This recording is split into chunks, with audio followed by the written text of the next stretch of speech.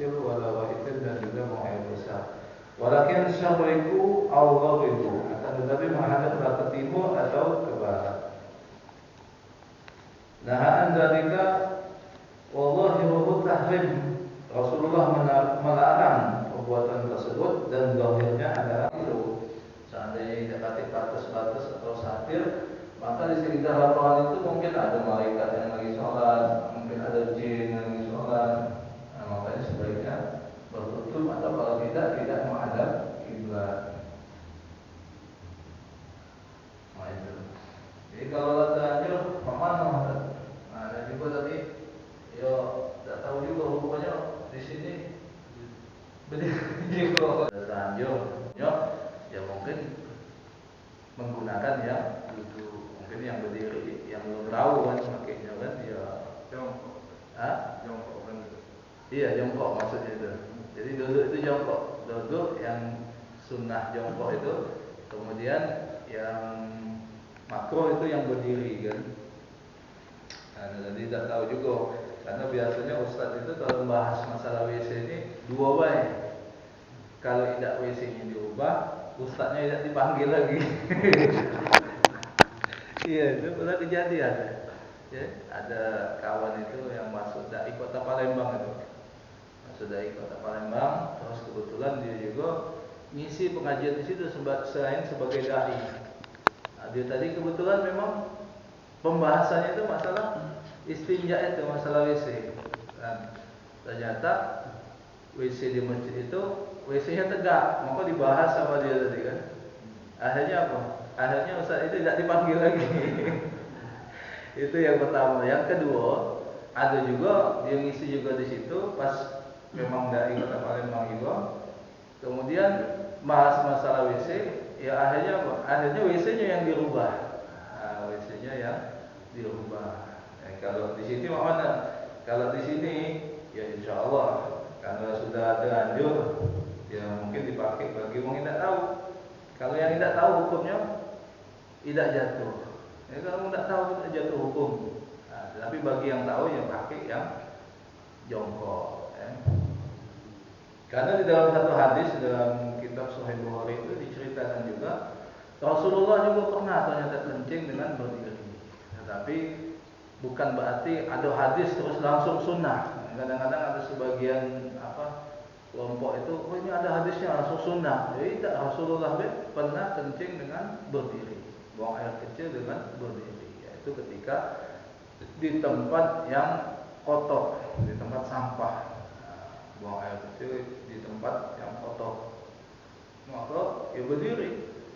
Tetapi bukan sunnahnya berdiri. Nah, untuk menunjukkan bahwa hukum itu makruh, hanya sampai kepada makruh. Seperti Rasulullah pernah minum dengan berdiri, bukan berarti sunnahnya minum berdiri hadisnya.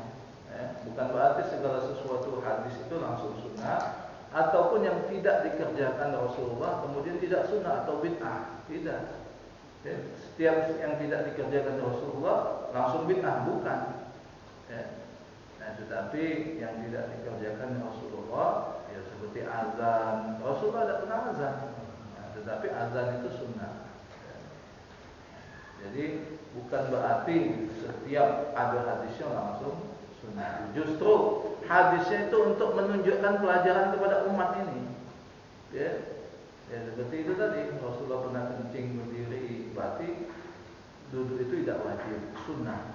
Kemudian Rasulullah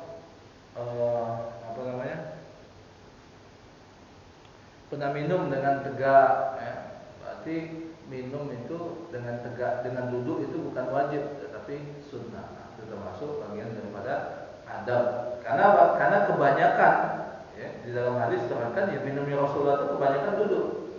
Begitu juga buang air kecilnya Rasulullah itu kebanyakan juga duduk.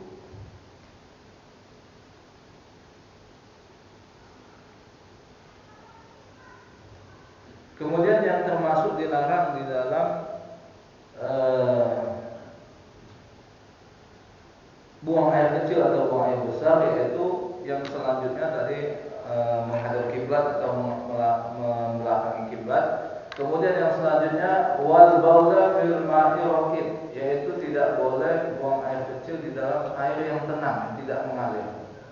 Ya, air yang tidak mengalir itu tidak boleh. Ya, di dalam bak, dalam kolam renang termasuk tidak boleh. Ya. Wah, meskipun ya tidak najis, kalau kolamnya besar tidak najis. Dan termasuk yang dilarang tahta syajarati al-musmirati, yaitu di bawah pohon yang sedang berbuah. Nah, tidak boleh gitu. Kencing di bawah pohon yang sedang berbuah atau buang air besar di bawah pohon yang sedang berbuah.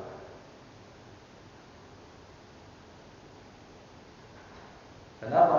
Karena kalau kita buang air besar atau kencing di situ, kemudian pohon itu ada yang jatuh, umpamanya akhirnya kena kotoran kita. Karena itu wong akhirnya tidak galak ngambil buahnya itu. Kenapa? Ada kotoran wongnya. Nah, apalagi jambu nyampak, tahu-tahu ada wong buang air besar, kan jijik jadi. Wafit tarik, dan begitu juga tidak dibolehkan buang air besar di jalan. Di jalan. Kenapa? Baunya itu mengganggu. Ada hadis Nabi SAW beliau mengatakan, ittaqu al-la'anaini. Takutlah kalian kepada dua orang yang dilaknat. Maksudnya melakukan dua perkara yang dilaknat. Wa ma la'anani ya Rasulullah. Apakah itu wahai Rasulullah? Yang pertama yaitu alladzi yatakhalla fi tariqin nas. Yaitu orang yang dia buang air besar di tempat lewatnya manusia, tempat jalannya manusia. Au fi dhillihim, atau di dalam tempat berteduhnya manusia. Berteduhnya manusia, nah itu juga tidak boleh. Ya, ada pos di situ, terus kita kencing di situ. Ya, pas ngumpul-ngumpul, jangan ada bau pesing. Atau ada bau kotoran manusia, nah itu tidak boleh. Ada pos kambing, namanya kencing di situ, kencing di situ. Umpamanya kan lagi kumpul dengan keluarganya, ada acara kedurian, tahu-tahu kita datang kencing itu, nah itu zalim deh. Baik lagi lemak nggak ngumpul, lagi bahas masalah tahun baru, kita datang kencing. Apa dia ini banyak panas-panas aja, semut-semut tadi kan? Nah itu tidak boleh Pak, di lubang-lubang. Kita tak tahu di dalam lubang itu secara zahir itu ada semut yang tinggal di situ, atau secara batinnya yang tak kita jengok ternyata ada masakinul jin, kata Rasulullah. Tempat tinggalnya jin. Nah, berarti tempat tinggal jin itu di lubang-lubang. Makanya bongkar kencing di situ tempat tinggal jin, marah jinnya kan? Akhirnya tenggoran atau apa itu kan? Ya, karena jinnya marah dikencing. Wadillu, sama hadis yang tadi, wadillu adalah tempat berteduh. Au wa yastanibu al-baul wal wahid aula fi dhillin nas. Karena ada Rasulullah mengatakan ittaqu mala'in, ini mirip-mirip hadis ini. Apakah kalian terhadap yang terlaknat itu ada tiga salah. Yang pertama,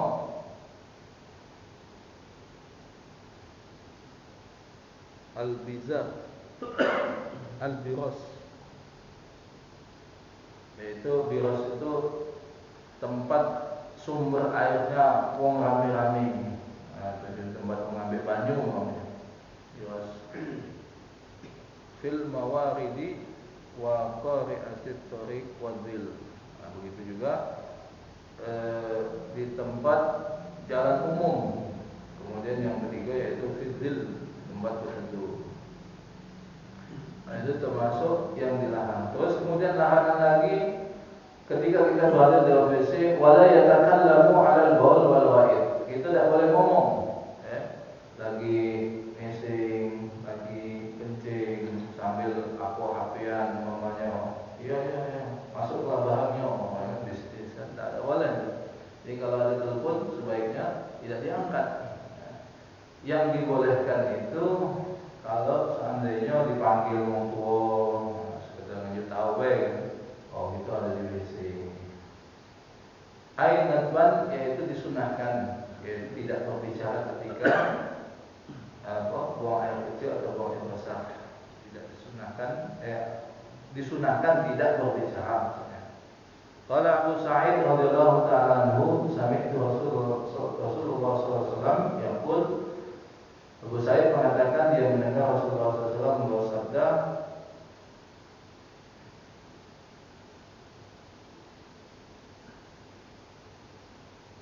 la yahruji rajulani yadribani aqraid kashifai awrataihima yatahaddasani fa inna Allah Ta'ala yamqutu ala dhalik.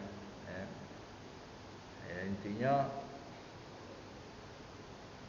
tidak dibolehkan, kata Rasulullah itu, seandainya ada dua orang yang dia deketan umpamanya buang air besar, kemudian ngomong-ngomong deketan, umpamanya WC umum, pendek WC-nya, sikok sebelah sini, sikok sebelah sini.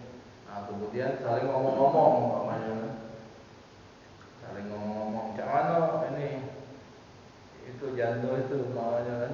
Nah, maka yang sebelahnya, oh itu ini ya, itu tuh galaknya dengan aku, umpamanya. Tidak boleh. Ya ngomong apa baik. Termasuk tidak dibolehkan juga membawa lafaz-lafaz daripada Al-Quran, lafaz Allah, lafaz Nabi Muhammad, ayat-ayat Quran, hadis, ataupun kita berdoa di dalam WC, dengan doa-doa atau membaca zikir, membaca Quran itu makruh hukumnya dilarang. Maksud membawa Al-Quran.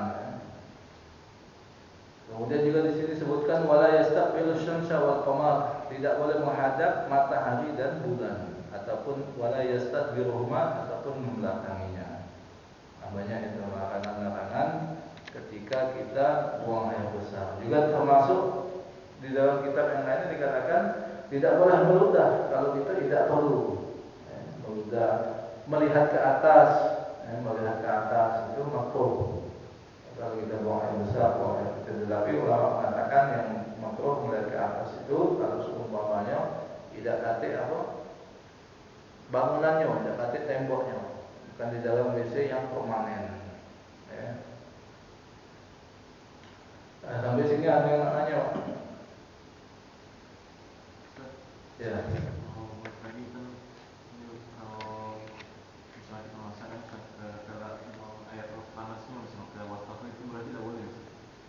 Kalau buang air panas ke wastafel boleh, tetapi baca perlindungan kepada Allah, a'udzubillahi minasyaitonir rajim, bismillahirrahmanirrahim. Kalau dikhawatirkan ya di situ ada jin namanya, atau kalau tidak ya kita siram-siram dulu dengan baju yang dingin, baru kemudian siram baju yang panas. Ke lubang WC terutama. Kalau wastafel tidak apa-apa, tapi pakai bismillah dulu, pakai a'udzubillah, supaya terhindar dari mudarat. Katanya itu tidak boleh ingin berhujah di dalam itu saat pembuangan besar. Iya. Itu masalah itu kan ada WC duduk, ada WC jongkok. Iya. Gimana itu Pak? Yang baik gimana, yang jongkok yang duduk?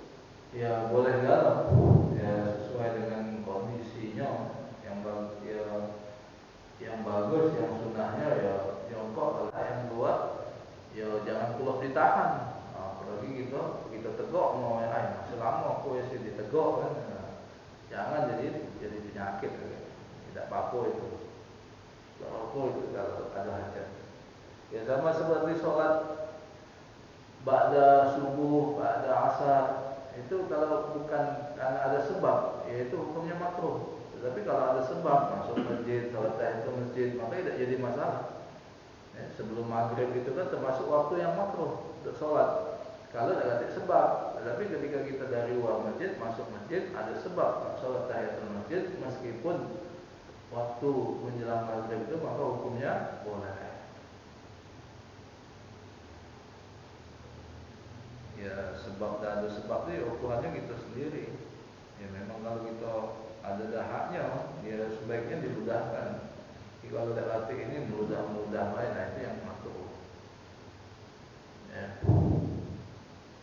Ada lagi Pak? Kalau ambil wudhu di kamar mandi ada WC. Ambil wudhu di dalam kamar mandi yang ada WC ya hukumnya makruh. Ya, sebaiknya kalau ini ya di luar. Tapi ya wudhunya jangan sah, wudhunya tetap dia melakukan satu dosa kecil, kurang adab. Nah, melakukan satu Lalu ini kan selalu isi apa? Jong tertutup aja. Kalau ditutup kan? Kalau ditutup maksudnya wudhunya tapi ditutup gitu ya. Ya tetap, karena yang jadi masalah itu bukan tempatnya itu tapi ruangannya itu. Ruangan yang kita jadikan untuk wudhu itu. Nah, itu yang biasa dipakai untuk buang air besar. Ya pokoknya maka di dalam situ juga kita wudhunya jangan dilafaz ke doa-doa itu, termasuk niat lillahi ta'ala, tapi dalam hati be cukup. Jangan dilafaz ke. Tapi wudhunya tetap sah. Nah, makanya memang sekarang ini kan serba minimalis, kadang-kadang digabung-gabung kalau untuk buang air kecil. Kalau buang dulu kan dipisah. Buang gitu lah zaman dulu kan, taruh di belakang, terus kemudian kamar mandi lain, WC lain, kadang-kadang tempat duduk juga lain kan di luar. Gitu kan. Nah, itu. Kalau kita ambil wudhu, misalnya kita mandi telanjang, langsung kita wudhu, sah. Ya sah, tapi makruh juga wudhu dalam keadaan telanjang. Jadi sah tetap wudhunya. Nah, tapi makruh. Jadi sebaiknya dia setelah selesai mandi untuk pakai anduk paling tidak baru wudhu. Nah, wudhunya tetap sah, wudhu dalam keadaan telanjang, tetapi hukumnya makruh. Yang bikin dia batal kalau pas lagi wudhu habis sudah mandi tahu-tahu kencing lagi, nah, atau terpegang umpamanya kemaluannya dengan telapak tak sengaja tersenggol, itu yang bikin batal. Tapi sepanjang tidak kencing lagi, tidak buang air besar, tidak kentut, kemudian tidak terpegang, baik kubul atau dubur, maka hukum wudhunya sah. Tetapi makruh. Nah, itu harus dipisah ke dia. Hukum wudhunya sah tetapi makruh. Jauh, sama makruh. Iya, paling tidak dia tutup ini dengkul sama usapnya lah, tutup aurat.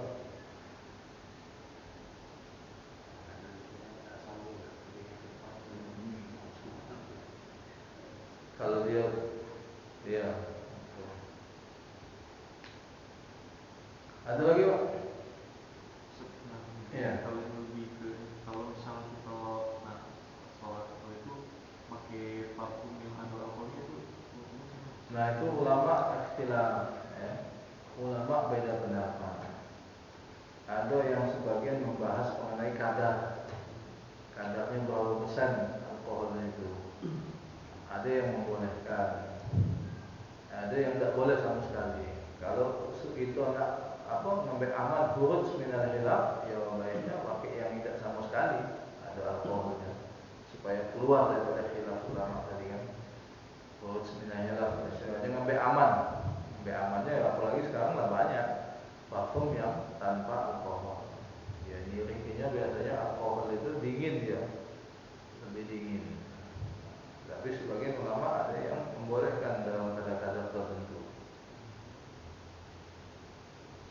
Untuk kehati-hatian, ikhtiar, maka sebaiknya kita yang pakai yang tidak pakai alkohol kan, nah, lebih aman. Parfum itu sunnah hukumnya. Ya, kalau kemudian gara-gara alkohol, kemudian kita malah sholatnya tidak sah, ya rugi gitu kan. Jadi sebaiknya kita pakai yang tidak pakai alkohol. Ada lagi? Ya. Kalau kita pakai kain itu bagusnya pas di mata kaki atau di atas mata kaki? Nah, sunnahnya di atas mata kaki, tetapi ya kalau dia kedodoran, karena apa? Karena ilatnya itu wong zaman dahulu sengaja kalau ngulur-ngulur ke kainnya itu di bawah mata kaki dengan niat bangga atau sombong.